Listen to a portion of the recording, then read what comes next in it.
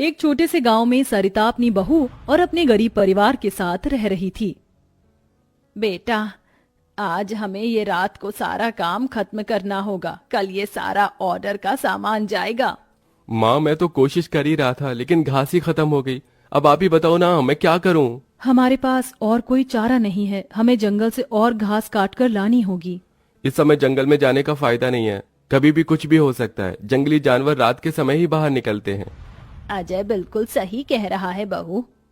अरे माँ जी, हम 2 लोग अगर जाएंगे तो कोई जानवर पास नहीं आएगा, और फिर इतनी जल्दी कोई जानवर हमला नहीं करता। हमें ये ऑर्डर कल देना है, आप ये भी तो सोचिए। लेकिन बहू। माँ जी, आप चिंता मत कीजिए, कुछ नहीं होगा। बस आप बच्चों के पास ही रहना और उनका ख्याल रखना। अगर ये ऑर्डर नहीं गया तो बच्चों के लिए हम गर्मी से बचने के लिए कूलर भी नहीं खरीद पाएंगे। सरिता की बहू भाविका और उसका बेटा, वो तीनों घास से पंखे कूलर बनाने का काम किया करते थे, इसलिए उन्हें घास की जरूरत पड़ती थी। वह आधी रात के समय जंगल में जाते हैं। भाविका, जरा से भी हलचल हुई तो मुझे बता देना, कभी भी कुछ भी हो सकता है। ठीक है जी, मैं आपको बता दूंगी। अजय और भाविका दोनों ही जंगल में घास काट रहे होते हैं, तब उन्हें झाड़ियों से आवाज आने लगती है। क्या तुमने भी वहां से कोई आवाज सुनी है? हाँ जी, मैंने भी सुनी है। मैंने तुम्हें कहा था ना, इस समय आना ठीक नहीं है। चलो देखते हैं उधर क्या है। भाविका और अजय झाड़ियों के पास जैसे ही जाते हैं, उन झाड़ियों के पीछे से एक आदमखोर भेड़िया निकलता है। भाविका, भागो यहाँ से, यहाँ पर तो बहुत खतरनाक भेड़िया है। अजय और भाविका दोनों अपनी जान बचाकर भागने लगते हैं। अजय, अब हम लोग क्या करें? कहीं भेड़िए ने हमें खा लिया तो? रुकना मत, बस भागती जाओ। भागते भागते वो दोनों जंगल से किसी तरह बाहर निकल आते हैं और भेड़िया उनका पीछा छोड़ देता है। जान बची तो लाखों पाए, लौट के बुद्धू घर को आए। रास्ते में चलते हुए आधी रात के समय उन्हें गांव के एक कूड़े के ढेर के पास एसी पड़ा हुआ नजर आता है। अरे देखो जी, यहाँ पर एसी पड़ा है। अरे पता नहीं किसका होगा, चलो यहाँ से चलते हैं। मुझे लगता है किसी ने ऐसे ही डाल दिया होगा। मैं तो कहती हूँ इसे लेकर चलते हैं। भाविका अजय को एसी ले जाने के लिए मना लेती है, जिसके बाद वो दोनों उस एसी को घर ले आते हैं। तुम दोनों तो घास लेने गए थे, ये क्या लेकर आ गए हो? ये हमें रास्ते में पड़ा मिला। जब हम कूलर पंखे बना लेते हैं तो एसी भी बना सकते हैं। इस खराब एसी को छोड़ो और ये बताओ, क्या तुम घास लेकर आई हो? सरिता के ये बोलने के बाद जंगल की दुर्घटना के बारे में दोनों बताते हैं, जिसे सुनकर सरिता हैरान रह जाती है। अच्छा, इसका मतलब बहुत बड़ी मुसीबत से बचकर आए हो तुम दोनों, और साथ में ये कचरा उठाकर ले आए। वह तीनों बहुत ज्यादा परेशान हो जाते हैं। कल का ऑर्डर पूरा करने के बाद उन्हें कुछ पैसे मिल जाते, लेकिन घास न होने की वजह से उनका ऑर्डर पूरा नहीं हो पाता और वह ऑर्डर कैंसिल हो जाता है। अगले दिन उनके टूटे फूटे घर के अंदर धूप की किरणें आने लगती हैं, जिससे बहुत ज्यादा गर्मी हो जाती है। हे भगवान, कितनी गर्मी लग रही है, घर में पंखा भी नहीं चल रहा है। मुझे भी बहुत गर्मी लग रही है। पिताजी पिताजी, हमें बहुत गर्मी लग रही है, हमारे घर में एक पंखा भी ठीक से नहीं चलता। बेटा, थोड़ा सा सब्र रखो, कुछ दिनों में मेरे पैसे मुझे मिल जाएंगे तो मैं घर के अंदर एक अच्छा सा पंखा लगवा दूंगा।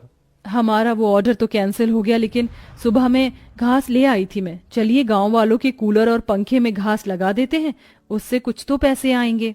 हाँ, तुमने सही कहा। भाविका और अजय दोनों मिलकर पुराने कूलरों के अंदर घास लगा रहे होते हैं और यहाँ घर में राजू दिशा गर्मी से परेशान हो रहे होते हैं। काश कि हमारे घर में भी कोई एसी होता। तभी दिशा की नजर उसके पिता के लाए हुए एसी के ऊपर पड़ती है। अरे राजू, जरा इसे देखो, लगता है पिताजी हमारे लिए एसी लेकर आए हैं, पर उन्होंने ये एसी अभी तक क्यों नहीं लगाया? क्योंकि ये एसी खराब है, बस इसीलिए। कल रात तुम्हारे माता पिता को यह कूड़े करकट में मिला था। ये सुनने के बाद राजू इस बात से तो खुश होता है कि उसके पिताजी पुराना ही सही, कम से कम एक एसी तो घर पर लेकर आए। कुछ देर बाद वह अपने दोस्तों के पास खेलने चला जाता है। ढोलू ढोलू, कहाँ हो तुम? चलो खेलते हैं।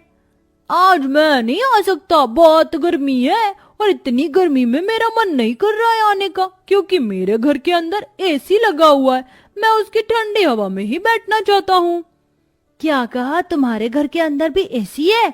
हाँ, और हमारा एसी बहुत अच्छा चलता है, बहुत ठंडा कर देता है घर को।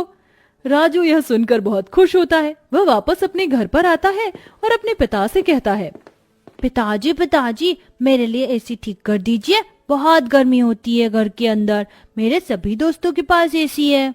राजू बेटा, मैं एसी ठीक करने वाला नहीं हूँ। कहीं मुझसे एसी खराब हो गया तो ज्यादा पैसे चले जाएंगे उसे ठीक करवाने में।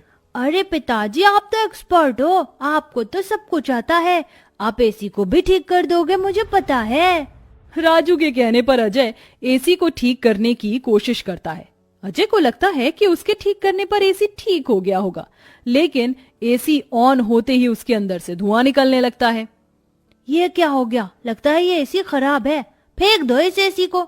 राजू गुस्से में ऐसा कहकर चला जाता है, जिसके बाद उसे इस तरह देखने से उसके दोनों माता पिता परेशान हो जाते हैं। हमें हमारे बेटे के लिए एक एसी तो बनाना चाहिए। भाविका और अजय दोनों अब सारे काम छोड़कर उस एसी को ठीक करने में ही लग जाते हैं। वह उसकी ठंडी हवा खाने के लिए उसके चारों तरफ हरी घास लगा देते हैं, जिससे कि उस एसी की हवा और भी ज्यादा ठंडी हो जाए। चलो अब एसी तैयार है, इसे चलाकर देखते हैं। भाविका जैसे ही घास का एसी चलाती है, अचानक से उस एसी के आंख नाक मुंह बन जाते हैं। क्या बात है, तुमने तो मुझे बिल्कुल नए जैसा बना दिया है, लेकिन समझ नहीं आ रहा कि तुमने मेरे ऊपर ये घास क्यों लगाई है। एसी को बात करते हुए देख वो सभी डर जाते हैं। अरे हाँ सॉरी, मुझे माफ करना, मैं अपने आप को इंट्रोड्यूस करना भूल गया। मैं एक जादुई एसी हूँ, मेरे पास परी लोक की शक्तियाँ हैं, मैं गरीबों की मदद करता हूँ और तुम्हें मेरी बहुत ज्यादा जरूरत थी, लेकिन मैं खराब होने की वजह से अपनी शक्तियाँ इस्तेमाल नहीं कर सकता था। तुमने मुझे ठीक कर दिया, उसके लिए तुम्हारा बहुत बहुत शुक्रिया। माँ पिताजी देखो ये एसी तो बात भी करता है। हाँ तुमने बिल्कुल सही कहा, ये तो कोई जादुई एसी है। तुमने बिल्कुल सही कहा, मैं हूँ एक जादुई एसी, बल्कि अब मैं हूँ एक घास का जादुई एसी और मुझे तुमने बनाया है। ये घास का जादुई एसी चलता भी है या फिर बस बातें ही करता है? तभी जादुई एसी के अंदर से ठंडी ठंडी हवाओं के साथ घास के बने हुए एसी निकलने लगते हैं। अरे वाह, इसकी ठंडी हवाओं के साथ इसके अंदर से तो घास के बने एसी भी निकल रहे हैं। यही तो मेरा जादुई कमाल है, मेरी ठंडी हवाओं के साथ तुम्हें घास का एसी भी मिलेंगे। ये तो सोने पर सुहागा हो गया। ऐसा जादुई एसी मैंने कभी नहीं देखा। अब उनके पास इतने सारे घास के एसी हो गए थे जिन्हें वह देखकर सोच में पड़ जाते हैं। आजकल बाजार में एसी बहुत महंगा मिलता है, हम घास के बने हुए सस्ते एसी बेचकर पैसे कमा सकते हैं। सही कहा माँ आपने, पर क्या लोग घास के बने एसी खरीदना चाहेंगे? सरिता यह सुनकर थोड़ी देर चुप हो जाती है। हमें पहले एसी बेचकर देखना चाहिए।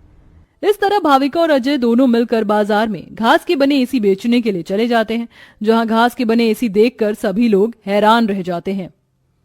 एसी तो बहुत देखे, लेकिन ऐसा एसी नहीं देखा, ये तो बहुत अलग है। घास से बने एसी मैं भी खरीदना चाहूंगी। कितने का है एक? ज्यादा नहीं, मात्र 1000 रुपए का है। आजकल एसी 30-40 हजार तक मिलते हैं और तुम इतने सस्ते में बिल्कुल कौड़ियों के भाव बेच रहे हो। चलो मुझे एक दे दो।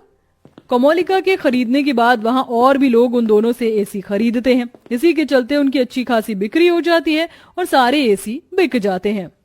आज का ये आखिरी एसी बचा है, इसे मैं अपने घर में लगाऊंगा।